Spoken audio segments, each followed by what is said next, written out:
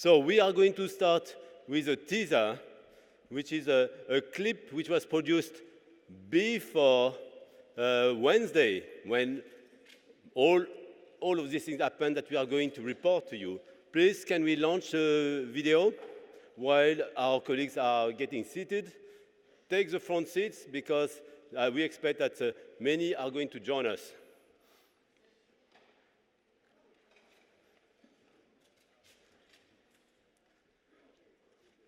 Okay.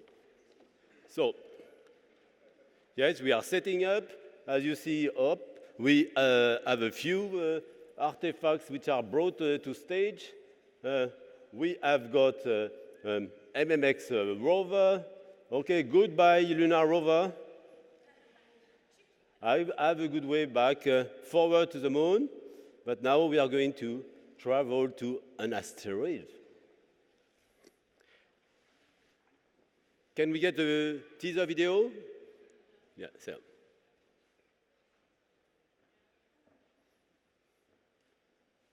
So here are the panelists that we are going to have in our panel. Pascal Ehrenfreund, Heike Rauer, Jean-Yves Le Gall. I will introduce them, Aurélie Moussi, and Masaki Fushimoto. We'll introduce them when they go to stage. Otherwise, okay, so well, it's my pleasure to call, Professor Ehrenfreund, the chair of the executive board of the German Aerospace Center, DLR.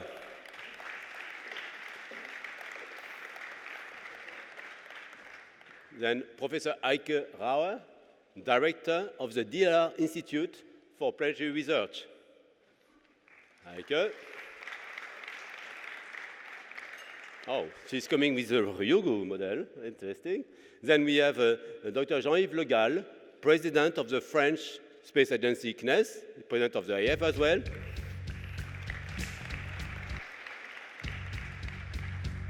He's accompanied by Aurélie Moussi. She is the project manager of the French contribution to HAYABUSA and MASCOT. MASCOT nach Hause telefonieren. このアンテナではやぶさ2のデータを受けるんです。竜宮つくぞ。We have Professor Masaki Fujimoto from JAXA.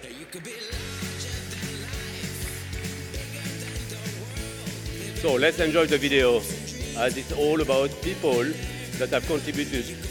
Many of them are in this room, so they will be available to address your questions later. Here we come.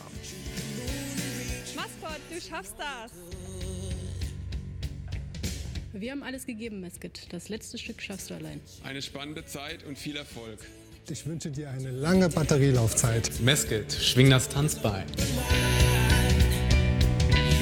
はい、こんにちは、リュウグウ。もうすぐ着きます。待っててください、リュウグウ。MASCOT, get ready to rumble. You could be larger than life, bigger than the world, living out the hopes and dreams of every boy and every girl. You could fly higher than the sky, shine brighter than the stars. You could have all you ever wanted, shoot the moon. Hallo Ryugu, wir sehen uns bald. MASCOT, in bocca al lupo. MASCOT, la force est en toi. HAYABUSA2 への待ってろよ、竜宮。Jogu, nagyon örvendünk ennek a találkozásnak. Kleine Kiste, große Sache. Bis zu Ryugu und dann weiter. Konnichiwa, Ryugu. You could be larger than life. Hab ich ja nicht, also ich gucke mal zu Ihnen. Ryugu, willkommen. Kleiner MASCOT, bring uns große Ergebnisse. Sanfte Landung, MASCOT. Viel Erfolg, MASCOT. サンプルが地球に戻ってくるのを待っています。Ich freue mich auf spannende Entdeckungen. Gute Landung, MASCOT. Alles Gute, MASCOT, auf der letzten Etappe. Ein internationales Team aus motivierten Mitarbeiterinnen und Mitarbeitern hat uns ans Ziel gebracht. Wir freuen uns schon sehr auf die ersten Ergebnisse von MASCOT. Das ist ein Abenteuer. Also das ist eine Reise ins Unbekannte, was wir hier machen. Dafür machen wir es aber auch.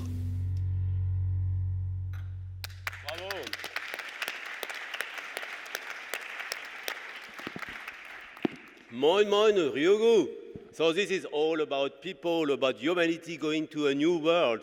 and about science, technology, about research and development. So it's my pleasure to have the first panelist with us, Professor Pascal Renfreund, that is going to describe how the DLR and Germany has contributed to MASCOT and HAYABUSA.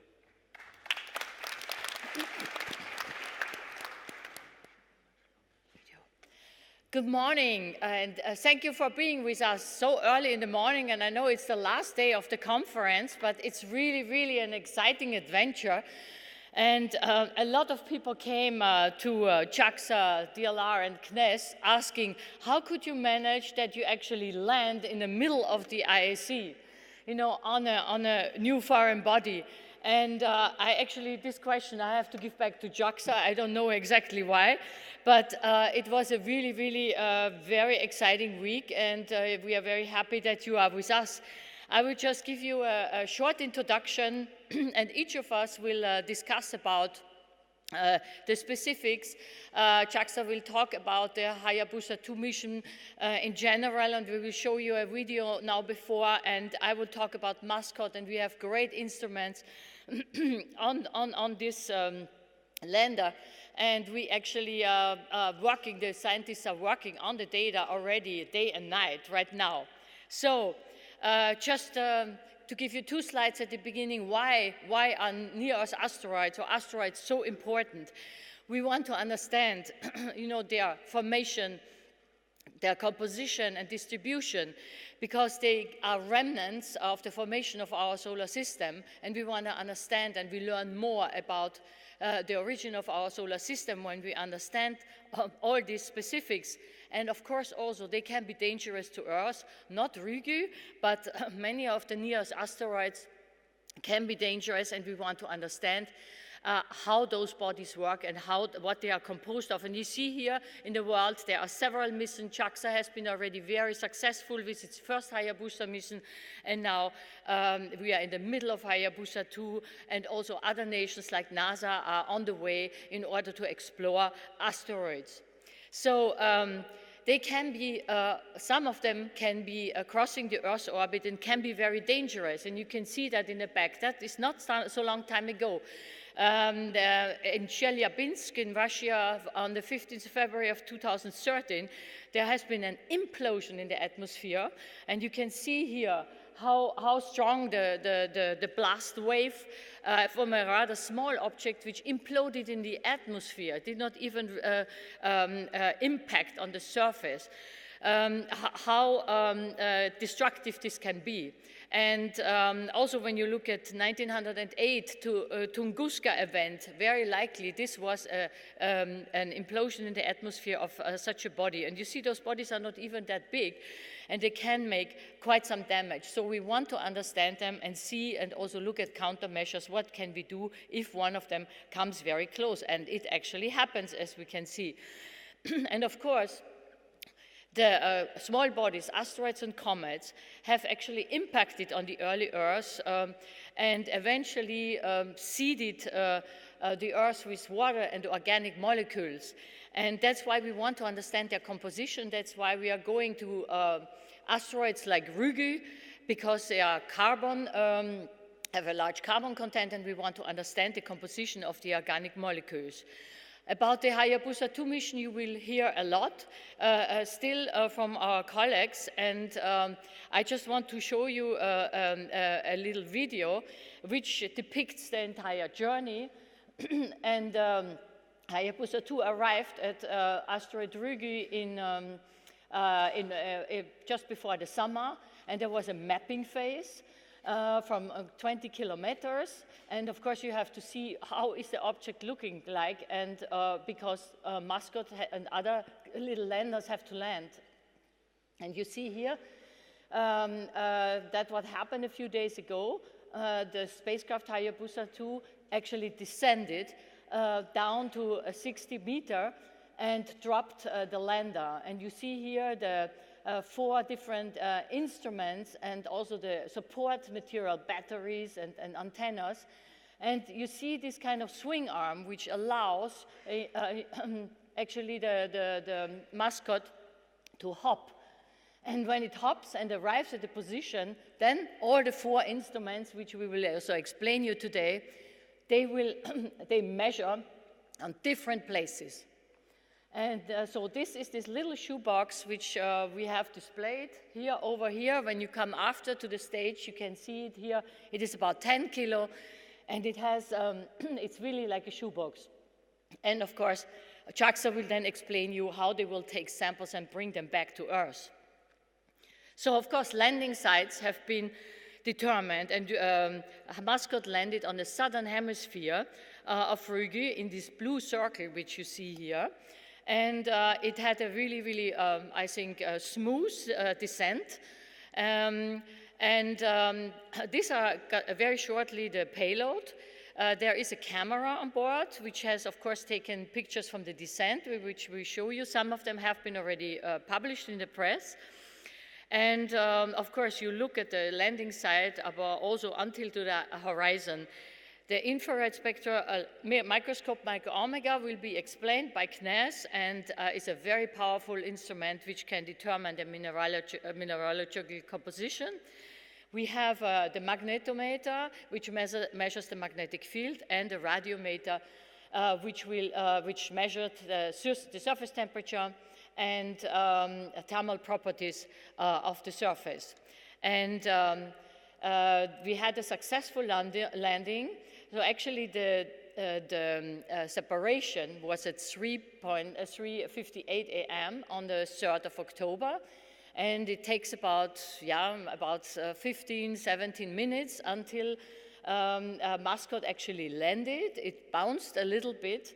And of course, there are some kind of statistic probabilities how it's going to land, and it was not at a good site, but because we have this swing arm and we have this possibility to actually change the position and then put it in the perfect position that all instruments can measure, we had to do two commands and put it in the right position, and then all the instruments could work at several places on the surface. It hopped always a few meters. And the operation time was a little bit longer than we expected. We expected 16 hours, but it was a little bit over 17 hours. And then you see, of course, the excited people in the control room. And I think one of my last slides are the first pictures. And you see here in the shadow, you see here HAYABUSA2 here, the mother spacecraft, the shadow. Excuse me, it was a really rough week. My voice is just at the end. And you see here this very beautiful terrain of a body which we have never seen that close. And when you look at the surface, and we will see many images coming, there are sometimes really huge boulders of 30 meters. Luckily, this is not where we landed. But a fascinating new world, and you see here a picture on the horizon. You see still here the movement, and it's not very sharp because it's still descending. So, as I said, separation at 3:58, we had to change the position using the built-in swing arm, and thus, of course, this is our really strength of MASCOT, that it can actually hop and put itself into the good position. The sun went down 3 times for MASCOT in this rapid change from day and night, because the cycle on Rügen is only 7 hours, 36 minutes. So we had several days and nights actually measuring within these 17 hours. And then in the MASCOT control room at the German Aerospace Center in Cologne, the lander was commanded and controlled by 3 nations, a team of scientists from Japan, France, and Germany. And I'm sure it was very hectic, and they will tell you about that after, but this is, of course, a really great showcase of perfect international collaboration. And my last slide is that a little bit of what is happening now and what will happen in the future. Several measurement cycles have been completed with all the instruments, and of course the camera provided pictures from the descent and also from the hopping maneuvers in various positions, and those data will come out very soon. All the data could be transferred to the mother ship, HAYABUSA2, and this is really the first time that MASCOT has succeeded in this scale, to explore the surface of an asteroid with 4 really amazing instruments. And you will hear more about all this from my colleagues.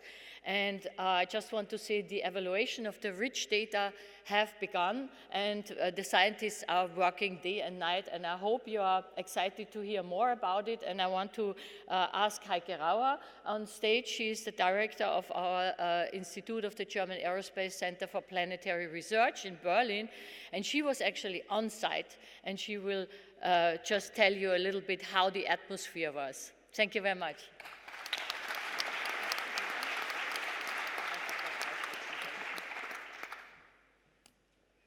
Good morning, everybody. So as Pascal said, I had the pleasure to be on site, to be in Cologne in the operations center and watch the team working during these exciting measurements. So we separated from Hayabusa at 4 o'clock in the morning, and what happened then was like reading a good book, reading an exciting book that keeps you awake through all the night, or in this case, through a night and through the whole day.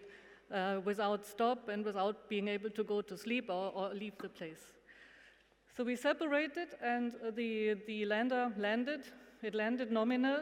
This was at 6 o'clock in the morning. Everybody in the control room was happy.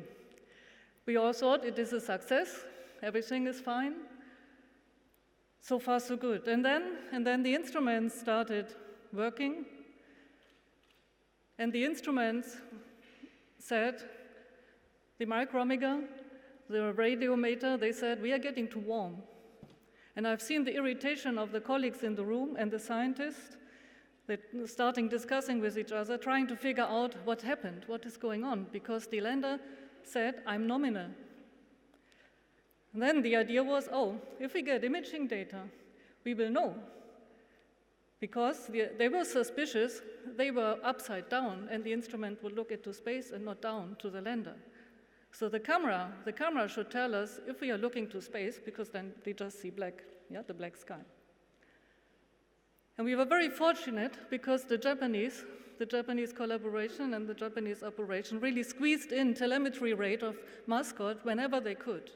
Originally, it was not planned to have this telemetry immediately and so fast and images so quickly. So here, the Japanese colleagues reacted very quickly, and images came down, images which were supposed to confirm if the lander was upside down or not. And during the descent, the lander has taken 20 images. So image number 21 should have been the first image from the surface telling us how is the camera oriented. And I've been there, and I tell you the disappointment when the telemetry stopped at image 19. So then Trami Ho, the mission project manager who is here today, called everybody, called all the PIs from the team together, right? They went into a room. I've seen them. We were all excited outside. What will happen? What would be the decision? What to do? And the team has taken a decision, a very strong decision, to interrupt the nominal operation sequence. It was a joint decision by all scientists from Germany, from France, to interrupt the nominal operation sequence and use the unique capabilities of this lander. Because the unique capabilities of this lander is that you can command it and it can move. So they decided we move. We move now, not as was planned later, but we move now and then bring the lander into the correct position. And that was done. On the asteroid, it was night. People had to wait for the telemetry to come. You can feel the excitement in the room, I think. I can still feel it. It was really a very, very exciting atmosphere. And then the new data came, and the lander was in a good position. And from then on, everything went smoothly. All instruments could take the data that they were supposed to take. At the end, the lander hopped again as planned. It has taken measurements from 4 landings, from 4 sites on the surface. And when you see the images from the surface, the left one up there, you see why at the beginning it was not so clear about the orientation. Because when you see the video and the animation, the lander lands on a very smooth surface like the stage here, and then it hops, okay? I mean, I can't see any smooth place on this surface. It's extremely rough. I think it's the most difficult landing site you can imagine. And even a small box like this one has a hard time to find a flat terrain to land on. The fact that the measurements were still taken, the capabilities to move, what I've seen at the site and from the team was space science and space engineering at its best. For me, it was a 200% success. 100% was that all data were taken as nominal, and the other 100% was to show that a movable lander is able to be operated even in such rough terrains and to be put in the right positions for the scientists to get what they want from this mission. And I congratulate the team.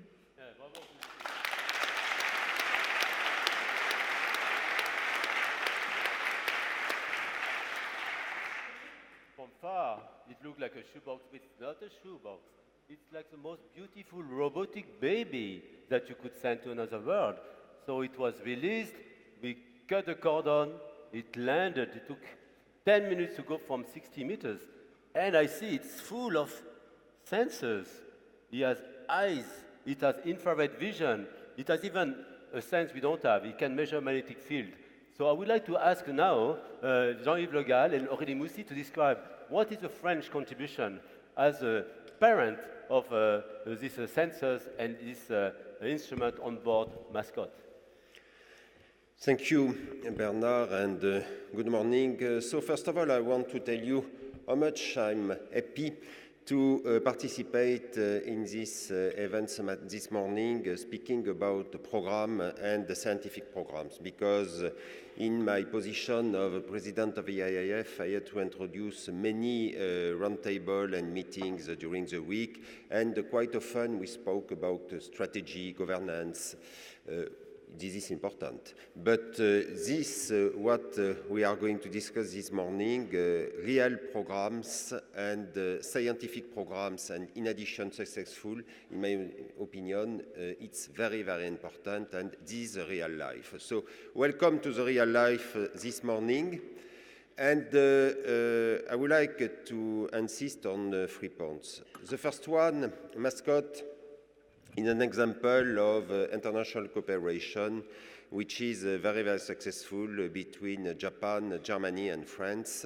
And I can tell you that when you push for international cooperation, sometimes it is not so easy, because when you speak to cooperate with Germany, some people in France tell you, yes, but it's on the other edge of the Rhine River. When you want to cooperate with Japan, it's far. But the result is that we have MASCOT, which is an outstanding success. And I want to congratulate once again all my colleagues, because besides scientific excellence, you have also the spirit of cooperation, which is something unique in the world and probably unique in technology. And so this is the first point. Cooperation is excellent, and this is an excellent example of successful cooperation. The second point is that, in fact, the contribution of CNES in MASCOT is huge, and it is what I used to call the Philae heritage, because we developed for Philae a number of devices, cameras, methods, algorithms, and so on. And in the team that we shaped with JAXA and DLR, CNES brought this expertise, and Aurélie will explain this in detail. And today, after the 3 Ryugu nights spent on Ryugu, MASCOT sent a lot of data. Now the scientists are going to start to work on that, but with Pascal we decided in the coming days to already do something, because we want that people speak about MASCOT. MASCOT now completed its mission, but in fact the most interesting part is going to start with the analysis of scientific data, and probably some results in the coming weeks. And so we have to insist on that, because we really want to continue the success of MASCOT. The third point is that MASCOT will have a future, and this future, it is what we signed the day before yesterday with Pascal and the president of JAXA, and this future is around MMX. MMX, you know this mission, which is a Japanese mission, which will be launched in 2024 to Phobos, which is one of the moon of Mars. And we decided to add on the MMX mission a small rover. Here you have the mock-up of the rover that we plan to send on Phobos. Phobos, it looks like Mars, but it's much easier to go to Phobos than to go to Mars because you don't have an atmosphere, so you don't have to cross the atmosphere. You know that we are with DLR and NASA now on InSight that we will land on Mars on the 26th of November, and we used to say that on the 26th of November we will have 7 minutes of terror, which is the atmosphere re-entry. On Phobos you don't have this problem, and in addition you can bring back some sample because it's much easier. And so this is why we decided once again to team with JAXA and DLR to be part of the MMX mission. So this is what I wanted to say in introduction. I'm going to give the floor to Aurélie Moussi, who has been working a lot in CNES for the success of MASCOT. So 3 points. First one, international cooperation. Second point, excellence of our participation in MASCOT. And the third point, to prepare the future with MMX. And the fourth point, you know that in my tenure as president of IIF, I put the question of diversity with 3G, geography, generation, and gender. And this is my pleasure to see that on the scene we have 3 ladies and 3 men. It is not so usual, and I think that it is probably one of the first consequences of what I implemented as president of IIF. Thank you.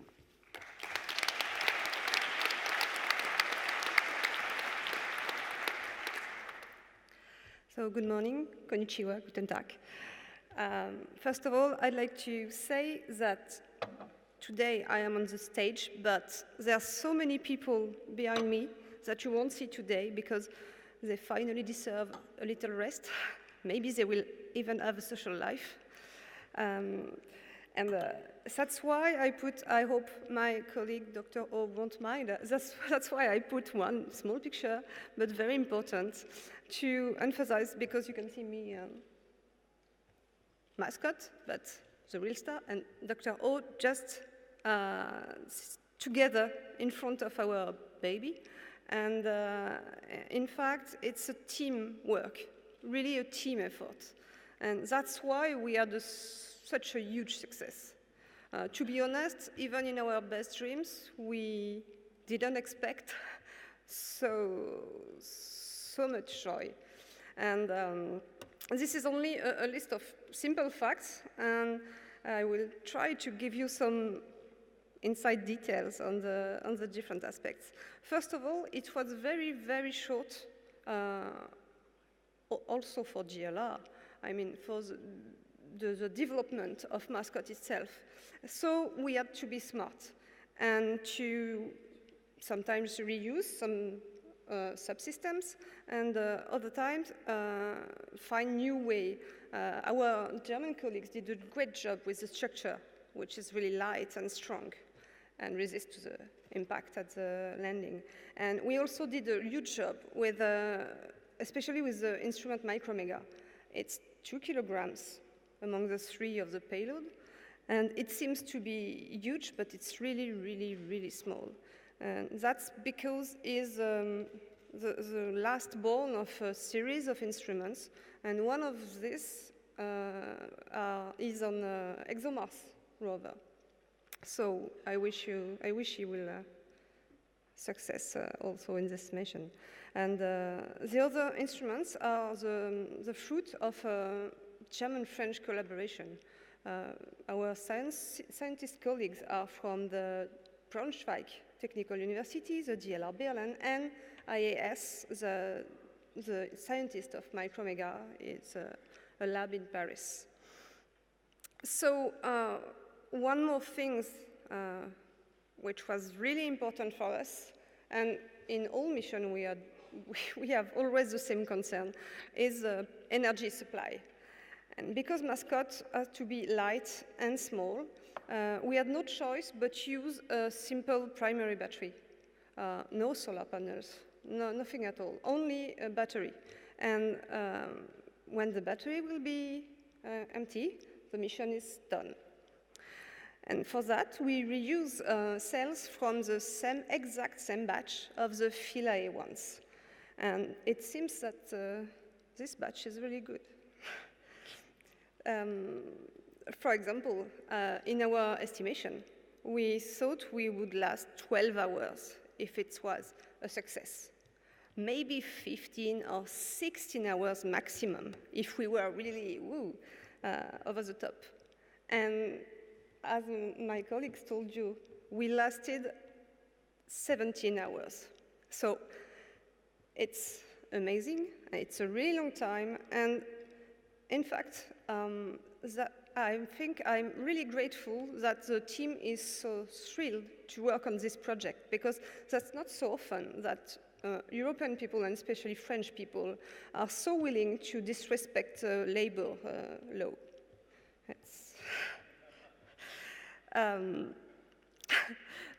Besides this, we had also to prepare a landing on a site selected with our colleagues, so Japanese and German colleagues, this summer. It was very short, so we had to do a lot of computation. And thanks to the perfect release of HAYABUSA2, our computation were almost the reality. So it was really an impressive job done by HAYABUSA2, especially in this time, because maybe we don't know, but Japan has to face a lot of typhoons recently. So our operations were impacted. We had to be flexible, and the antennas were not always available. So that was an additional challenge.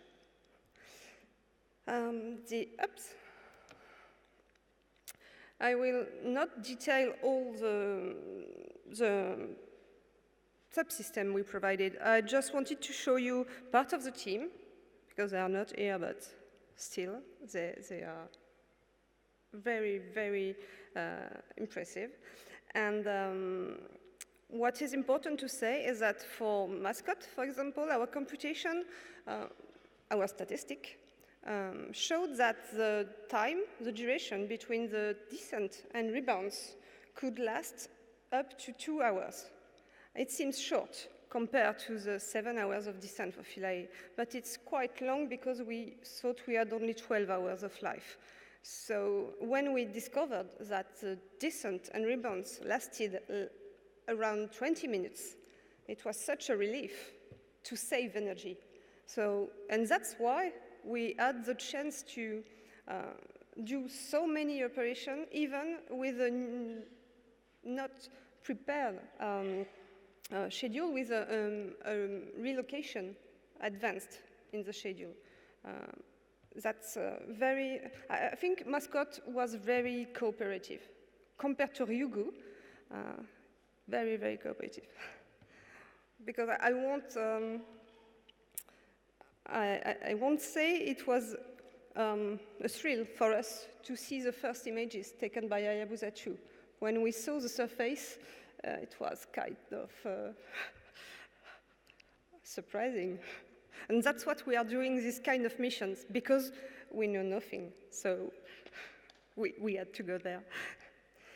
And just to conclude, I would like also to highlight the fact that the communication between MASCOT and HAYABUSA2 and the Earth was so perfect that we had almost all the data very, very fast, and it was not in our expectation. The antennas on MASCOT worked perfectly, even when he was upside down at the beginning, and the link was strong, and also the data rate from HAYABUSA2 to the Earth was impressive.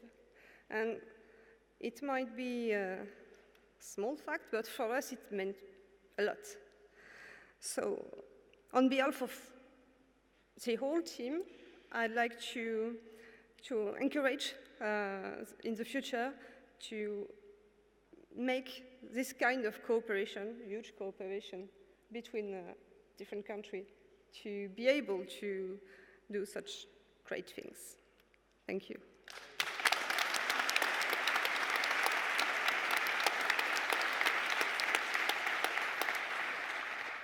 Yeah, so great. So such an extended family to take care, to develop this robotic marvel, and not only the instrument, but also the intelligence, the brain, and the way to communicate. But of course, very much relying on having a mother spacecraft around. And here we have Professor Masaki Fushimoto that will describe the story of HAYABUSA2 and also what are the prospects. Hey, good morning. Indeed, good morning. What a week. So let me try to explain how we supported to make this big success of MASCOT. First of all, we really like to thank all our international partners to make this big event happen. And I'd like to briefly explain the big goal we are pursuing at our institute, JAXA, the Space Science Institute of JAXA. HAYABUSA2 is a part of our small body exploration program, and our small body exploration program are targeting at small bodies born outside the snow line, born in the outer part of the snow line, because it's these small bodies that must have brought water to Earth, our planet, which must have been born super dry. So without these small bodies bringing the water to our planet, we wouldn't have been here. Our planet would not have been habitable. And HAYABUSA2 is one element in this big program, going after the big question. So this is what HAYABUSA2 spacecraft look like. Let me try to, here I'm just concentrating all the elements that play the critical role in the topics that I'll be touching on in this talk. First of all, it was launched at the end of 2014, and very almost perfect Earth swing by, and perfect operation of the ion engine as well. And then when we got close to the target asteroid, the Ryugu, we stopped the ion engine and started to do the optical navigation using the chemical thruster. And this was perfect as well. And these perfect operations brought the spacecraft to the home position, which is 20 kilometers above the surface of the asteroid. So we're happy that we made a super successful cruise to Ryugu, but as has been already mentioned, this first image from the home position didn't really make us happy. We're happy that we made the trip to the asteroid, but this, when you got to the home of your friend, then you find the face of your friend to be super unfriendly, and that was initial reaction. And so this is like more, just telling you that it's not a friendly target. The green dots on the surface shows the boulders. So the full surface is full of boulders, which means that we had assumed, like in our previous experience, like the experience with Itokawa, we stupidly assumed that there must be a big fraction of smooth terrain on the surface, and we thought that we can easily just land there. But in reality, that's not the case. But we have to select the landing site candidate. Otherwise, you cannot progress with the mission. You cannot plan the mission in advance. So we selected the landing site candidates at the end of August. And on the left is the landing site for the main spacecraft, where we will get the samples. And then we also selected landing sites for MASCOT, and then our small lander, MINERVA. But what's critical here is that when we got there, we find the target asteroid to be unfriendly, which means that we need to get all the information as quickly as possible so that we can judge, we can make the decisions. And I really thank NASA and ESA for their data reception and support, because otherwise we wouldn't have been able to make the decision in a very timely way. And besides, as I said, the target is not friendly, which means that we really need to collect more and more information so that we can do the sampling in a very super safely way. And in that sense, these small robots, MASCOT and MINERVA from Japan, really helps. So that's why we operated MINERVA deployment in mid-September. This shows the target landing site of MINERVA. Then this image is from 64 meters above the surface when we drop the small lander. And then this is the image from the surface by the small lander. And with images like this, our engineering team really have a better idea of what the asteroid is like, and this kind of information is really crucial for us to detail the touchdown operation scenario. And another image here, because MINERVA has the capability of hopping, and when it hops too much, it gets tired, so it stays on the surface and do the sunbathing and watch the sun, rising and then going down. And then what we had this amazing week is this MASCOT spacecraft, being deployed from the spacecraft and got the safe landing and did the successful operation on the surface. And this is the breaking news image from us. It's from a camera that looks in the sideways and watching how the MASCOT is deployed from our spacecraft. So that's where we are, and as I said, HAYABUSA2 is one element in our program, exploring the small bodies, addressing the big question, and MMX is a follow-up in this program. Thank you very much.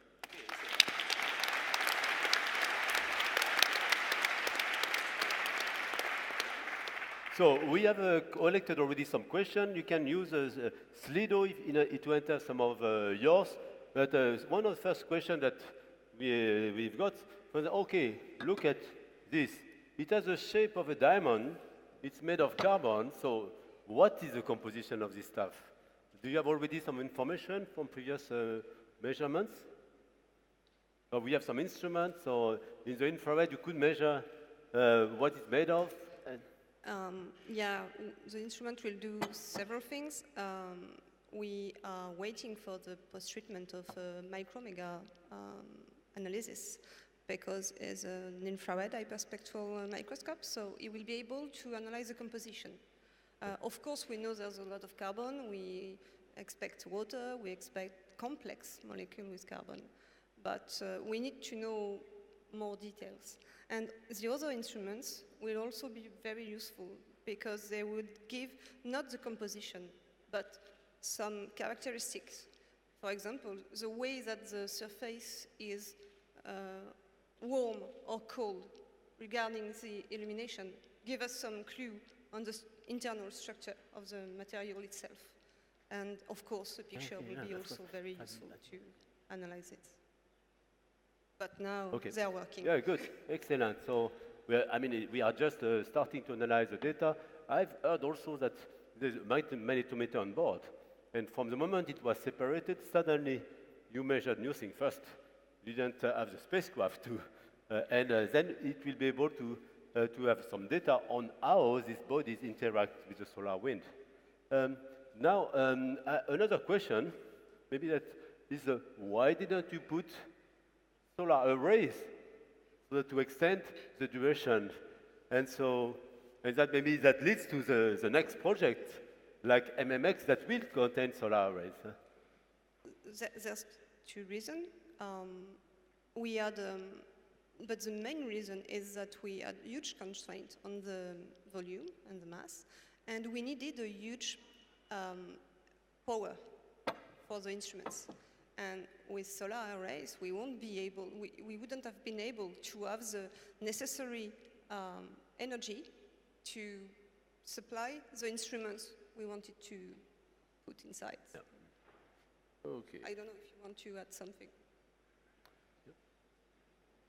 So, so I have other questions.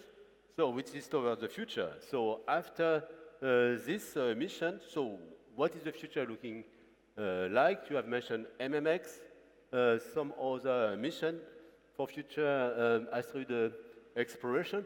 So can you describe also a bit what are the novelty for MMX?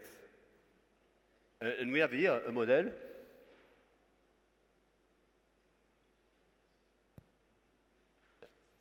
So MMX is a sample return mission to Martian moons. When you say Martian moons, people think it's an exploration of the Martian system, but for us, it's another asteroid mission because it's going to pursue the same question that we are pursuing now. It's really about water delivery from the outer part of the solar system to our planets.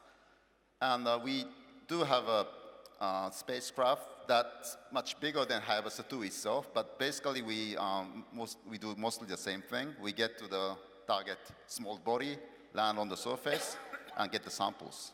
But when it comes to Phobos or Deimos, because the gravity field is much larger, it cannot be a touch and go sampling as we do for Hayabusa, but we really have to land on the surface for a couple of hours and then do the sampling using some more kind of sophisticated devices. So it's going to be a more complicated missions, but you know, we at our institute we take challenges. We love challenges, and then we like to evolve, follow the evolution path in the mission. So we take this challenge happily. And on top of that, now CNES and DLR has agreed to provide the lander for us. We have been talking about this. Well, we have been begging you to provide this the rover to our mission, because you know, having a rover really means a lot. We do get samples, but samples will be from a few points at most on the surface. What about the representability of that samples? You know, it's better to have a rover, you know, going across the surface of the small body and getting information, and then we can compare that information with the sample analysis results. So we are really making a more and more sophisticated sample return mission. Good, thank you. I would like now to call the team experts from MASCOT Hayabusa to come on stage to join us, because they will also help us to answer your questions. So please come, Rami, Stefan, Patrick. Okay, in the meantime, some simple questions. How strong is the gravity field of the asteroid? That's a simple one. It's about 10,000 times less than Earth's gravity, about 1 millimeter per square second. So that's why it took so long to land. And actually, the field is a bit different if you are on the pole or if you are on the equator, because it's spinning so fast. On the equator, you are almost escaping on your own. So what good question do we have for? So you vote on some question. Oh, who gave the name MASCOT? MASCOT is an acronym for the Mobile Asteroid Surface Scout. Yeah, but okay. So how did how did you find the name? Did you drink a beer, or were you drinking sake? How did you figure out this beautiful name? Actually, in fact, it was not. It was not a Mobile Asteroid Surface Scout. It was a Marco Polo.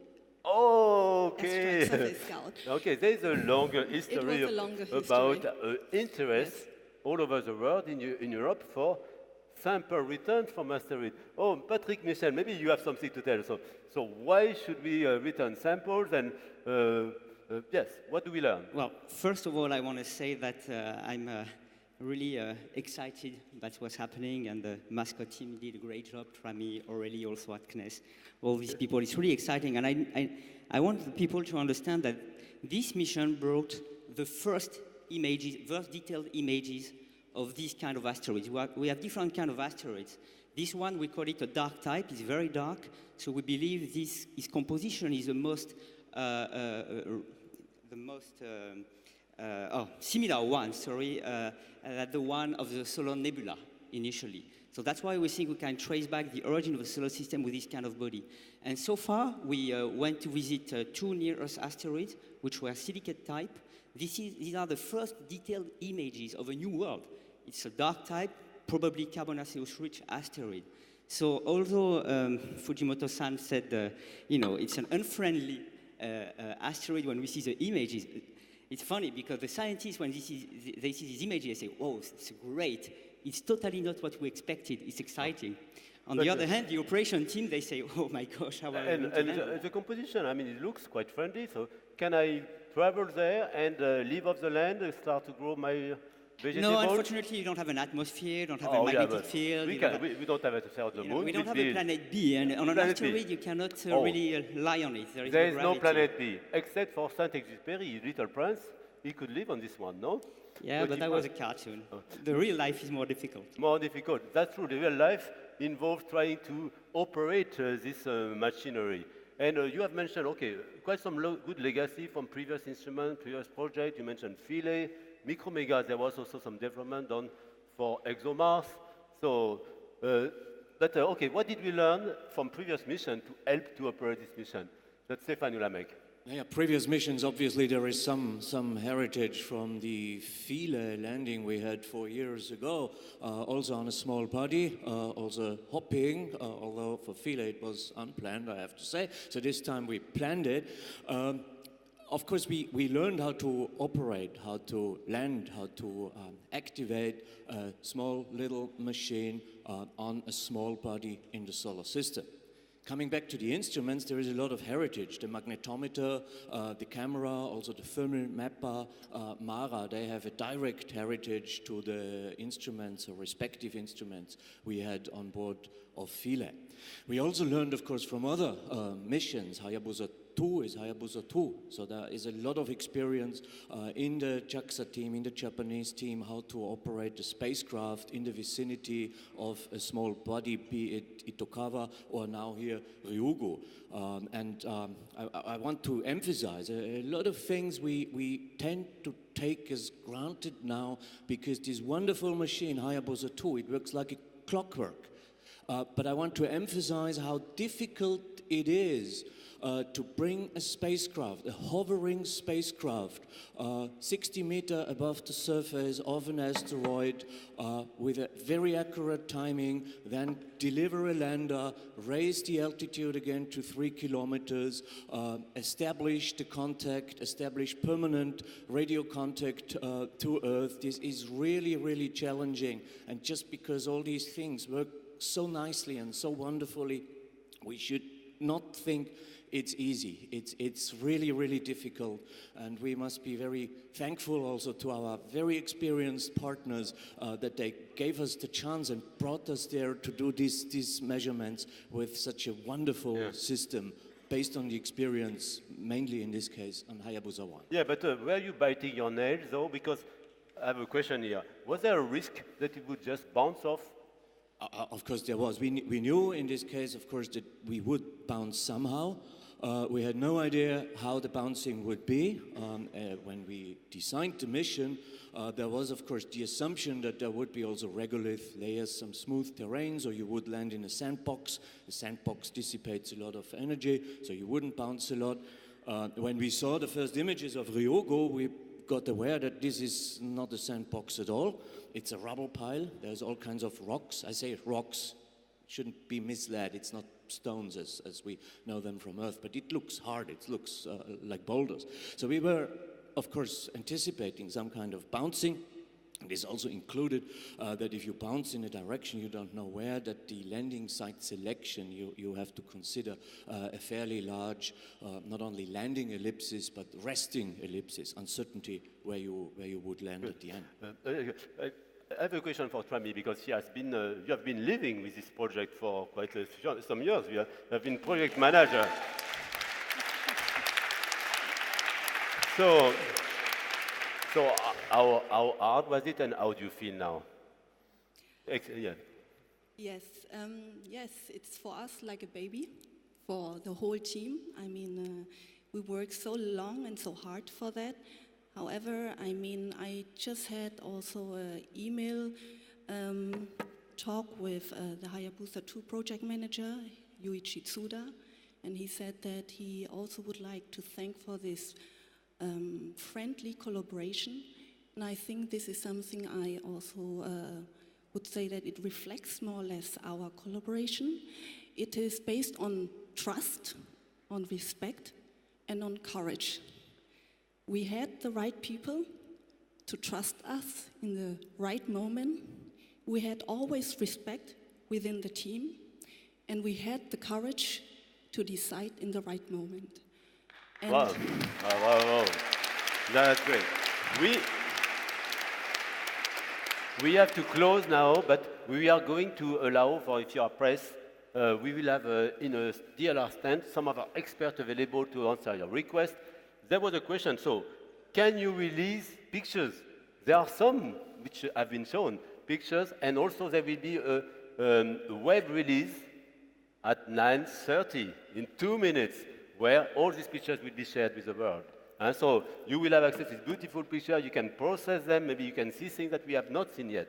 And now I would like to ask each of you in a 15 seconds to say, okay, that's about people, emotion, so what do you take it from there? So, Professor Fujimoto. Yes, HAYABUSA2 has been a really nice showcase. How wonderful it is to do the international collaboration, and how nice it is to add small element to a bigger mission. So I hope this is going to be a model into the future planetary exploration program. Okay, Professor Hanfreund? I think I'm especially happy that this all happened at the ISC, because this is where all the stakeholders come together from the world, and this is a really great project where we can show how international cooperation can really succeed in doing forefront things, and really we can probably have many great missions when we work together. What has happened in Cologne and during the MASCOT landing was showing for me why we do this. We have such long development cycles for space science missions, as most of you know in the room. So it's a long time until the data come and when things happening, and what happened there and how the team handled this was really space science at its best. As I told you, speaking about the programs and scientific programs is probably the most exciting sessions that we have during this ISC, because a lot of people speak about other topics, but here we are in the real life. And as a matter of fact, this huge success of the landing MASCOT during this ISC is another reason to have many records during this ISC. I want to remind you that we have more than 6,500 participants.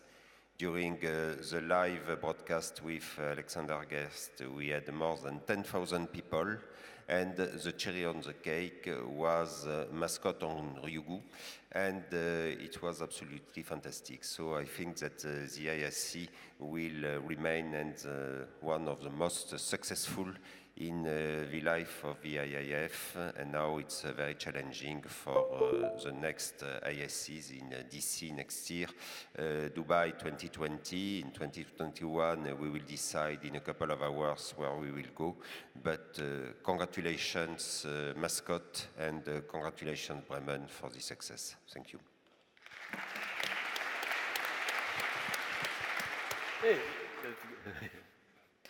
When Philae ended, I thought, oh, that's a huge success, but would it be possible to feel again the same excitement? And that's the magic in our job. A new mission arrives, and we can feel again this passion and this excitement. So I'm really looking forward to work again with you, because it's a small body's world is a small world, and I'm sure we will have another mission.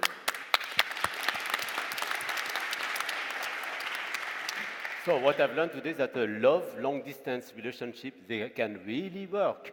If you are dedicated, you have the patience, and they produce this beautiful instrument and results. So we have been also happy from the ESA and NASA to help you a bit, so like a friend of this project, but clearly all the credits come to you, how you have been able to put together this mission. Also, I was as a cost of the mission within a very efficient cost and a lot of work put by people. So on behalf of all the ISC community, we want really to congratulate you. And the story is not finished, because actually for the scientists, also for the engineers, the work is starting to analyze what happened and also to analyze the data. So there will be more news coming on this. Also, we are looking forward to the next step of exploration of small bodies and other bodies in the solar system. Thank you very much for your attention. We are closing exactly on time.